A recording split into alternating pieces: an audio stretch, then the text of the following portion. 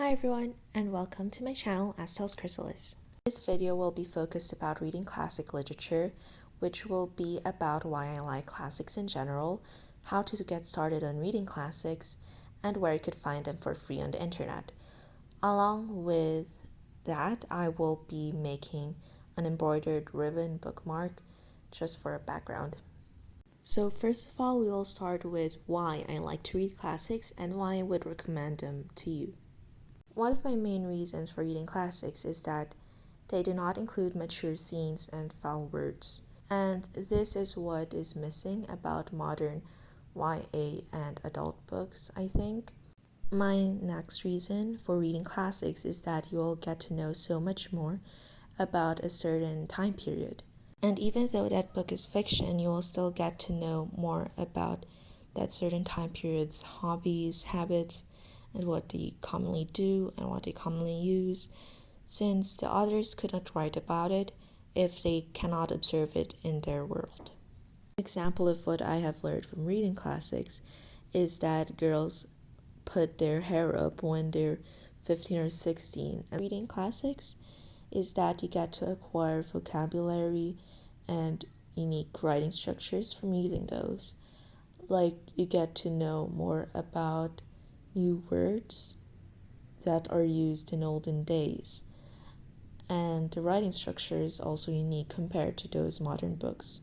So if you will read it, I have noticed that when you do read it, your writing structure changes, even though you might not notice it, and it becomes sort of impressive, I think, when your writing structure is different from that of others. My next reason for reading classics is that you can get it on the internet, and sometimes it might even be free or more cheaper than books published at this century. So, in the quarantine times, you cannot get a new book at like 3 days to a week after, and that is a great dilemma for bookworms. Along with that, as a student with no job whatsoever, I don't have that much money to spend on reading books, and I usually get physical books when I ask for it, and you can't ask for it every time. So reading classics could also be free, which is what I'll teach you later on in this video. Now, in this part of the video, I'll teach you how to get started on reading classic literature.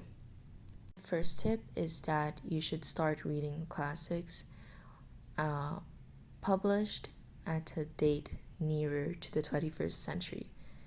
And basically, before going to Pride and Prejudice, which is published during, I think, the late 1700s or the early 1800s, start by reading Montgomery's works, which is published in the early 1900s, and then go further in time as you move along. So basically, you could start with the 1900s and then proceed to the 1800s and then the 1700s, and if you want to go medieval, just do it. Related to the first tip, my second tip is to choose children's books first.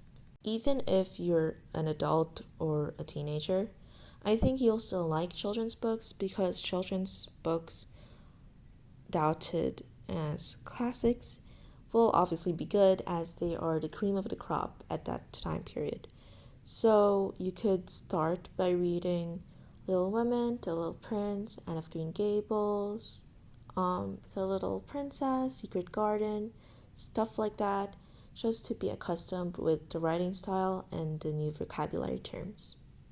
And by the way, when you do read children's books, you will notice that they are moralizing a lot, which might be annoying for some people, but I promise that it will do you good.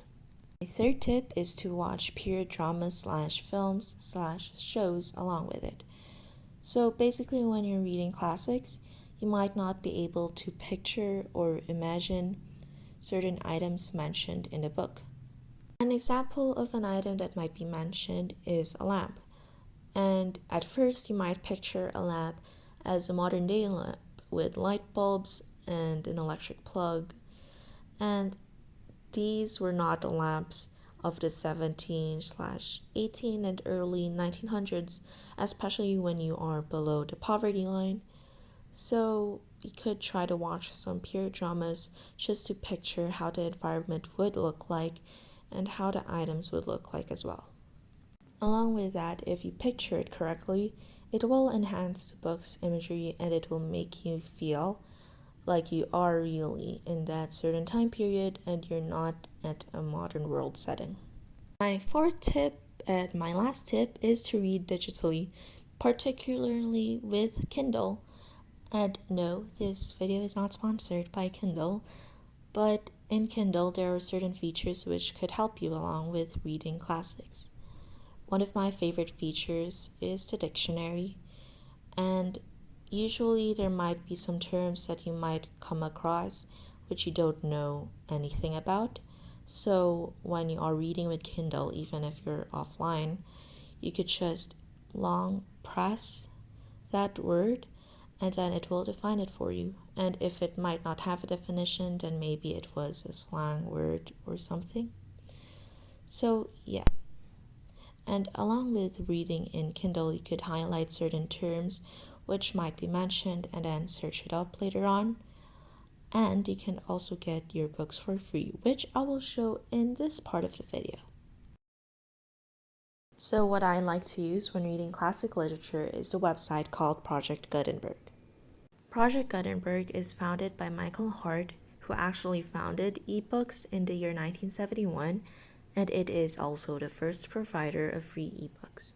Anyway, so I will just give you some instructions on how you can find your ebook. So the very first thing that you should do is to, of course, go to the Project Gutenberg website. I will be linking down in the description box, but you can also search it up manually by typing www.gutenberg.org, and then you'll be linked to their homepage where you will find all of its whereabouts, and from there you could also start choosing your ebook. But then what I like to do when I search for a particular ebook is to go to the search tab and then just search the name of the book. Sometimes it might not be there, but other times it is, so yeah. You could also try searching the name of the author if you want. And then once you have searched your book, you will be given options on where you would want to read it, whether in HTML or PDF, and there are many other options.